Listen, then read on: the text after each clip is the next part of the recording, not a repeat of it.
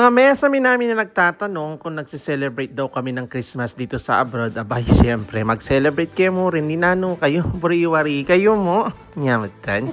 Bali magsiselebrate nga kami ng Christmas Eve dito sa bahay nila Ate Susel. Merry Christmas everyone!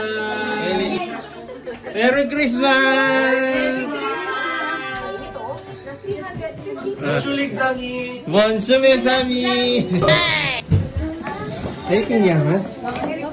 Merry Christmas! At dahil nga dito nga kami magse-celebrate ng Christmas Eve at sila din yung host, heto yung mga pangmalakasan nilang handa. O lenyo, guwagisan mi kaya yan, lenyo. Wow! Panigurado naman mesami kapag hindi naubos ang lahat ng yan, isisili na lang namin. At dahil nga palaki ng palaki ang pamilya Dimagi ba, mesami, parami ng parami at dumadami na rin yung mga handa namin. Sobrang nakakatuwa lang mesami dahil palaki ng palaki ang Team Dimagi ba. Sobrang nakaka-bless lang kapag nagsasama-sama ulit kami sa mga ganitong okasyon. Bali yung setup namin ngayong okasyon na to mesami, dalawang celebration ng Christmas at dalawang celebration na rin ng New Year. Kaya't hetong video na to, ito yung kaganapan ng celebration namin ng Christmas Eve. Kapag nagse-celebrate pala kami dito mesami, hindi na namin hinihintay na kumain pa ng alas 12. Basta nagdatingan na yung mga bisita, is kakain na kami. Minarugwa pa ni na yung alas 12. Po tarugo mga slakya matakendano. At mabilis ang transaksyon lang kapag nagsidatingan, syempre picture-picture, tapos konting aperitif, tapos kapag nakargahan na, heto na nga at magpe-praise and worship na rin kami at magpe-pray. Stands above them all, above all throne. Lord, salamat po muli sa pagkakataong ito that we celebrate once again, Panginoon, sa panibagong taon.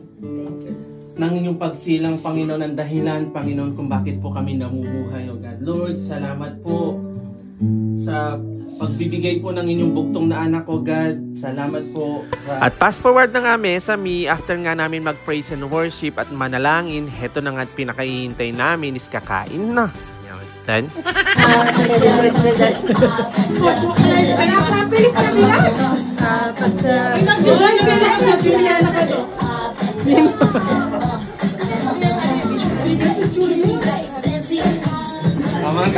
Kung sa Pilipinas, mesami, is iniintay muna natin yung alas 12 bago magsikainan. Dito naman sa abroad is hindi po pwede yung ganitong setup. Dahil yung iba dyan is galing ng trabaho, kaya danupan larugo. Kaya ito na nga't kakain na kami bago pa mag-celebrate ng alas 12 ng gabi. Kaya paniguradong busog na busog kami para sa mga susunod na ganap. At mabilisan transaksyon ulit, after nga namin kumain, heto na nga at sinimulan na nga namin yung sobrang saya, nakakatuwang monita namin na ginaganap taon-taon.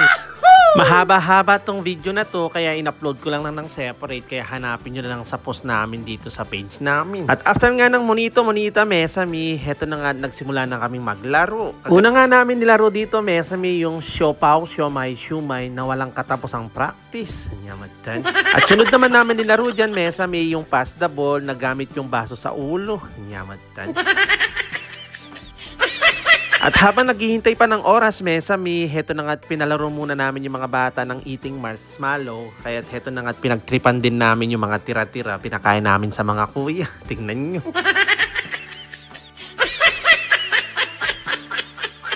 At nung mag-aalas 12 na mesami, heto na nga't magka-countdown na kami. Hindi lang pa New Year ang countdown. May countdown din kami sa Christmas. Nyamatan. 9, 8, 7, 5, 4, 3, 2, 1. Merry Christmas!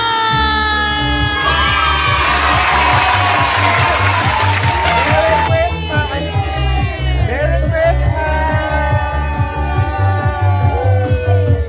Oh, Terakel!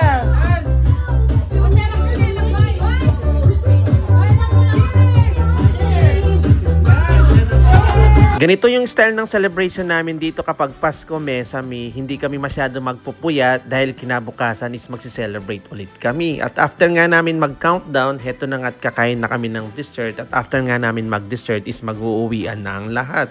Kaya abangan nyo yung susunod kong video kinabukasan dahil magsiselebrate na naman kami sa ibang bahay. Nyamatan! Thank you for watching! Agento! Ciao!